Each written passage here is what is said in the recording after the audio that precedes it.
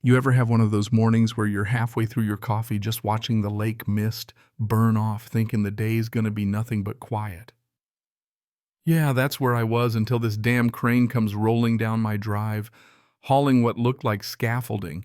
And before I could even blink, there's this massive white and gold vinyl banner unfurling across my dock letters so big and shiny I could see my reflection, Karen's HOA Summer Gala, starring me. I choked right on my sip. There she was, Karen herself, clipboard in hand, barking orders like she's casting for a reality show construction guys everywhere, and not a soul bothered to ask me a thing. One guy even waved at me like I was some special guest at my own house. What they didn't know, what Karen had no clue about, was that whole stage was standing on my collapsible dock design, and with just a tap on my tablet upstairs, the whole shebang could drop into the water. Sometimes karma just needs a little nudge, you know what I mean? Thing is, I'd seen more people wandering along the lake all week, but it never crossed my mind anyone would actually take over my dock. I live tucked back past the HOA's trails on a chunk of land my granddad left me outside their boundaries, technically though they love to pretend otherwise. That dock, all me. Years of upgrades from my engineering days, custom floats, retractable platforms, hidden compartments, details Karen would never notice unless they failed. I'd read her newsletter talking up the scenic dock showcase for some HOA event, but I just figured she meant the public landing, not my actual backyard. The audacity you gotta have to commandeer someone's private dock for a party is almost impressive. Almost. So I head outside in my slippers, waving my arms like an air traffic controller trying to get the foreman's attention. He just points at Karen and she comes strutting over, hair sprayed into a helmet, event queen bedazzled across her shirt. Didn't even let me get a word in. "Isn't this exciting?" she says, clapping her hands like we're best buddies and I'm hosting out of the goodness of my heart. I cut her off. No way am I letting that roll. "This is my dock, Karen. You didn't ask, you didn't rent, you didn't even mention it." Her smile freezes for a second, then she says, "Oh, I thought we had an understanding. The HOA's always used the lakefront. It's practically a public utility now. I could hardly believe it. There's a big difference between a potluck and building a full stage over a dock someone else engineered." And sure enough, I look down and see nails going into places that'll destroy it. "Please," she scoffs, "it's just a wooden dock, we're adding character. The board approved it." My left eye twitches. The board doesn't own this property. She waves me off back to her floral arrangements and I'm left there fuming, weighing my options. I could call the sheriff, but honestly, I wanted witnesses. That night, I get this email flyer from Karen CC'd to the entire neighborhood. Food trucks, live music, raffle, a speech from Karen about community spirit, and right there, location Lakeside Dock behind the event queen's house. Not her house. Mine. Next day, I watch as crews arrive with speakers, lights, even a popcorn machine. Plastic palm trees zip-tied to my railing. Tried talking to one of the guys, he just shrugged. Just following orders from the HOA director. By sunset, a DJ truck's parked half on my path, and Karen's posing for pictures on the stage, purple curtains fluttering behind her. "You're gonna get someone hurt," I tell her. "This isn't built for a crowd." She laughs. "Relax. You've had that rickety dock forever. About time it got used for something meaningful." I bit my tongue because arguing with Karen is like yelling into the wind. What she didn't know, what no one knew, was I'd set up discreet security cameras after their last little beautification stunt on my yard. Every angle covered, all streaming to a cloud folder labeled Karen v. Physics. Just in case. The next morning, she accidentally CCs me on an internal HOA thread board members worried about the dock, and Karen replies, "If the owner whines, we'll just say it was a community donation. He's always been a loner." That's when I realized she's in way over her head. Time to call in a favor. My buddy at the state's Department of Public Safety gives me the number for an environmental inspector, someone who could show up unannounced the day of the gala, just checking permits. I also pull my deed plain as day, my dock, my land outside HOA control. Printed copies go into a folder labeled just in case. By Friday, the stage is loaded up, DJ booth, podium, rows of folding chairs, all creaking under the wind. Neighbors start asking questions, but Karen brushes them off. Everything's approved. The community supports this, even claimed the mayor's aide would show. "Sure, Karen, sure." That night I watched from my window as she rehearsed on stage, voice echoing across the lake. I opened the dock control app on my tablet. All systems go. The sequence was ready, one press, and the midsection drops 3 feet. Not enough to drown anyone, but enough to end Karen's reign in style. Saturday morning, it's not a lakeside community, it's a county fair. Cars everywhere, food trucks blocking the cul-de-sac cords, snaking across the grass. The banners read, HOA Unity Celebration, and my personal favorite, A Karen Creation, spelled with a K. Real branding genius, that one. I walked the perimeter, taking photos of every vehicle, every cable, every guest trespassing. One volunteer's using my garden hose. Karen said, "It's fine, you two are good friends." The closest I've ever been to being her friend was once holding a door at the grocery store.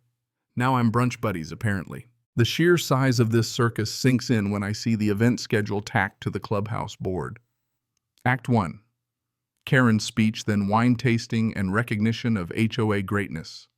Act 2, jazz band sunset selfies. Act 3, fireworks and Karen's big closing. The whole thing reads like a political rally, not a neighborly get-together. And at the bottom, thanks to our generous host for the doc. My name isn't there because acknowledging me means admitting none of this was kosher. I spend the next few hours at my workbench reviewing the doc's blueprints. The collapsible mechanism's got 3 triggers. First, lowers the center just enough to make folks uneasy. Second, a loud snap for drama. Third, full retraction folds the stage into a V, drops anyone left right into the drink. Built it for safety, but now it's the perfect trap. But it's not about revenge, okay? Not just about revenge, it's safety too. Karen's overloaded my dock, ignored its limits, brought in 200 people, and not a single permit. I call the city no event filings under Karen's name, just a rejected picnic request from the HOA. They agree to send someone to check it out. Later, I run into Mr. Howard by the mailboxes. Only board member not under Karen's thumb. Old Judge sly as a fox. He nods at me. Looks like she's throwing quite the production. I grin. Looks like it's being thrown off my dock. He asks if I've got evidence. I pat my folder plenty. He grunts approval. I take that as a blessing. By evening, the crowd's gathering, lawn chairs, wine cups, kids running everywhere. Teenage DJs balancing speakers on flimsy tables. Karen strutting around in a white pantsuit with gold epaulets, mic in hand, soaking up compliments. I stand near the tree-lined tablet in hand, thumb hovering above the trigger. I wait. The fire marshal arrives as the jazz band starts warming up, clipboard unimpressed. Karen laughs him off, but he's not going anywhere. Then a woman from the state park's office shows up, papers in hand, quietly observing. Maybe it was my call that brought her, maybe Mr. Howard's. Doesn't matter. Karen starts her speech, awkward joke about the heat, then a glowing tribute to herself and the HOA about how much work it took to bring this forgotten part of the lake into the light. I almost burst out laughing. The sun-setting lights twinkling, it'd be beautiful if it weren't built on lies. I check my screen, wind steady weight exceeded by 15%. One tap, and her empire's sunk. But not yet. You gotta let people like Karen finish the act. Let them believe the world's theirs before the fall. That's when it stings the most. Just as the jazz band kicks off, the fire marshal's talking to Karen again. This time she's annoyed, trying to brush him off. He starts taking notes. Meanwhile, someone trips over a power cord, wine goes flying, people start looking around. Suddenly, the whole setup feels less community and more liability. The band plays, but the dock's moaning under the weight. My sensors are pinging one big movement, and it's all coming down. Karen, oblivious, prances onto the stage for her big Spirit of the HOA address. She's talking about unity and vision, how we built this together. The only sweat she's shed was at a wine sale. Then I spot the environmental officer snapping pictures of the fireworks crates near the edge, definitely not allowed. He asks a volunteer something and they point to Karen. He's on it. Karen wraps her speech with a dramatic, "We celebrate the freedom of our community with a spectacular display," and gestures to the fireworks crew. The fire marshal steps up, interrupts her on mic. "Unless you brought popcorn, you can sit down like the rest." Not many laugh. He hands her a clipboard. She tries to brush him off, but he insists. Her face pales under the lights. Suddenly the music stops, mid-song, overloaded cables, smoke rising near the generator. Karen scrambling, pointing at people, yelling about lawsuits. The fireworks crew's arguing with the marshal, now joined by the environmental officer. The crowd's getting restless. That's my cue. I hit the button, just the first release. The dock wobbles, stage lights flicker, a loud snap echoes. The band stops. Karen grabs the mic stand, trying to steady herself.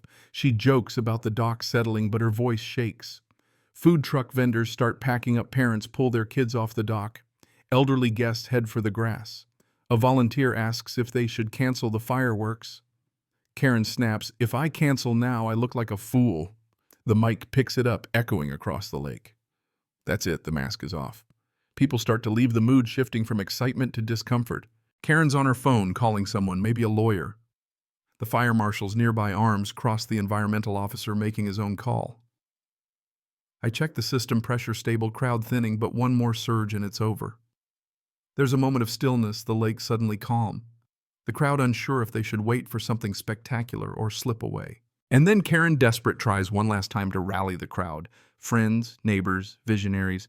I know it's been a bumpy ride, but we're about to close this event with a moment you'll never forget. Oh, if she only knew. She motions to the fireworks crew. The marshal intercepts, clipboard raised. Karen blocks him. I've worked too hard to have this ruined by bureaucrats. She hisses, still on mic. The audience shivers, some laugh nervously, others leave. Then someone heavy steps onto the rear platform with all the fireworks sensors spike, unstable, lean. It's too late for warnings. I hit the next button. A loud mechanical hiss, the dock drops nearly 4 inches, then levels. Chairs tip, drums clatter. Karen screams, stumbling into the podium, knocking over the mic. Then the crack, a metallic pop, a hinge finally giving out. The dock sags, crowd gasps, people rush off. Karen grabs a speaker stand, yelling, "Stay calm, it's just the old wood." But the water's gurgling under her feet. A volunteer slips, cupcakes, fly the DJ booth, tips into the lake with a dramatic splash. That's when I hit the final failsafe. The dock folds, V-style, the midsection dropping like a trapdoor. Karen, still clutching her mic, goes down in the shallows, hair floating, suit ruined, shrieking in disbelief. Phones everywhere, recording as the fire marshal shakes his head. Environmental officer takes statements, and Karen screams about lawsuits. No one listens. The queen's been dethroned. I stand in the shadows, phone in one hand, tablet in the other, watching as Karen flails in knee-deep water, her reign ending not with fireworks but with a wet whimper. Mr. Howard joins the officials. I hand him my folder, timestamps, deeds permit, checks the works. He just nods. Karen, dragged out of the lake by a volunteer, tries to point at me and shout about sabotage, but her voice is drowned by the fire marshal declaring the event shut down. The irony isn't lost on me. Karen planned a night of glory, applause, recognition. What she got was the world's worst splashdown, her reputation soaked and sinking. Next morning, the lakeside's a battlefield, broken chairs, soggy flyers, deflated balloons. My dock's half-submerged, one end twisted like a broken jaw, caution tape everywhere. The neighborhood's buzzing with rumors and videos. Karen's tumble is already viral, headlines screaming, "Unauthorized HOA event, ends in collapse." The comments roast her for entitlement, and now the legal gears grind, reports, filed violations stacked up. Volunteer confesses Karen pressured him to fake permits. Mr. Howard calls an emergency board meeting. When Karen shows up, the clubhouse is locked. Meeting moved to Howard's house by unanimous vote. She's met with silence. I wasn't required to attend, but Howard invites me personally. I bring the folder, a flash drive, a video, the works. Karen tries to blame outdated infrastructure, but Howard turns to me. "Would you like to explain your qualifications?" So I do, naval systems engineer. Built the dock, tested the safety, all by the book. The failure 100% due to her overload and modifications. She sputters, accuses me of sabotage, but the board isn't buying it. Deeds come out, bylaws rid my property, not HOA. In 15 minutes, Karen's removed as event chair, then suspended from the board pending investigation. She leaves without a word.